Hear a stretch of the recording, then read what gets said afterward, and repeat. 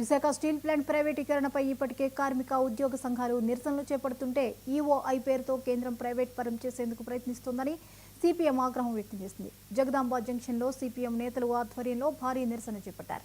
Steel plant ప్రైవేటీకరణను నిలిపివేయాలని demand చేశారు. Plant పరిరక్షణకు రాష్ట్ర ప్రభుత్వం తక్షణమే చర్యలు తీసుకోవాలని కోరారు. లేని పక్షంలో పెద్ద ఎత్తున ఆందోళనలు చేస్తామని హెచ్చరించారు.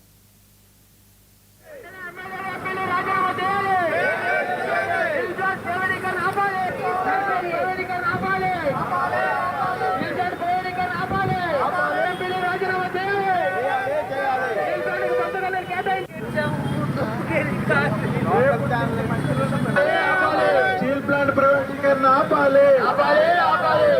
తొలగించిన 5,000 కార్మికులు వెంటనే విధుల్లోకి తీసుకోవాలి.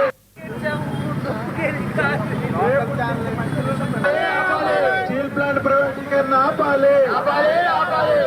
తొలగించిన 5,000 కార్మికులు వెంటనే విధుల్లోకి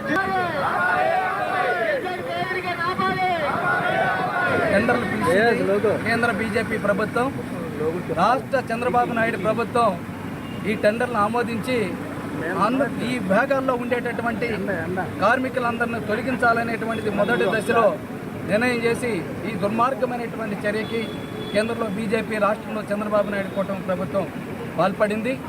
6 నెలల పాటు ప్యాకేజీ ముసుగుతోటి నాటకం నడిపింది. ఇప్పుడు ఆ ముసుగు తీసేశారు. కార్మికుల యొక్క దీక్షా శిబిరాన్ని కూలగొట్టేశారు. ఆ చుట్టూ ఇనుప కంచెలేసి కార్మికులు ఉద్యమాలు చేయకుండా అంచివేసేటటువంటి చర్యలు చేపట్టారు.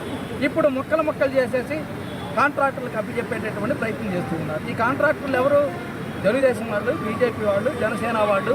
అందులో ఎటువంటి సందేహం లేదు. కార్మికులందరినీ ఈ కార్మికులందరూ కూడా తొలగించడం దీని యొక్క ప్రధానమైనటువంటి ఉద్దేశం. ఎందుకు తొలగించాలి? ఆంధ్ర రాష్ట్ర కార్మికులు పనిచేయరు చంద్రబాబు నాయుడు గారి దృష్టిలో. ఉత్తరాంధ్ర వాళ్ళు అసలు పనిచేయరు. ఈ స్టీల్ ప్లాంట్కి భూములు ఇచ్చినటువంటి నిర్వాసితులు అసలు పనిచేయరు. అందుకోసం 5,000 మంది కార్మికులు ఇప్పుడే పీకేశారు. చంద్రబాబు నాయుడు అధికారం వచ్చిన ఈ 4 నెలల్లోనే పీకేశారు. వీళ్ళు అత్యధిక మంది నిర్వాసిత కార్మికులు. అంతేకాదు ఉత్తరాంధ్రకు సంబంధించినటువంటి గ్రామీణ ప్రాంతం నుంచి వచ్చిన పేద కుటుంబాల యొక్క కార్మికులు 15 ఏళ్ళు 20 ఏళ్ళ నుంచి పనిచేస్తున్నారు. గతంలో గంగవరం పోర్టులో పనిచేసే గంగవరం కార్మికుల్ని